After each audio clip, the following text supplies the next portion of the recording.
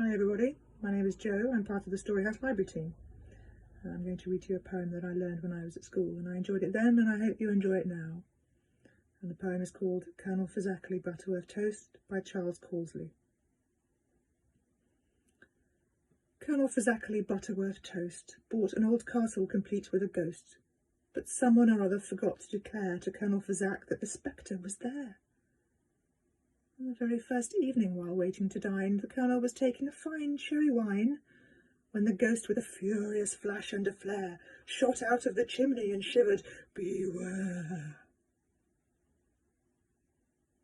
Colonel Fazackerly put down his glass and said, "My dear fellow, that's really first class. I just can't conceive how you do it at all.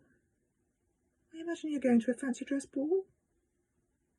At this, the dread ghost made a withering cry. Said the Colonel, his monocle firm in his eye, "Now just how you do it, I wish I could think. Do sit down and tell me, and please have a drink."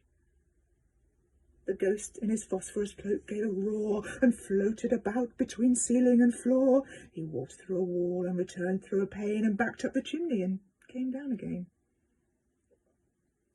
Said the Colonel with laughter, "I'm feeling quite weak," as trickles of merriment ran down his cheek. "My housewarming party, I hope you won't spurn. You must say you'll come and you'll give us a turn."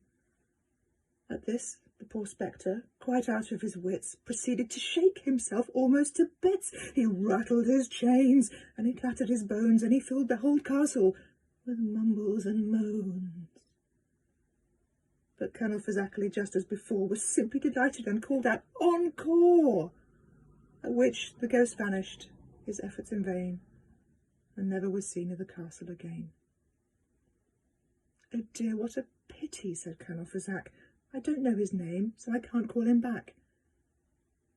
And then, with a smile that was hard to define, Colonel Fazackerly went in to dine.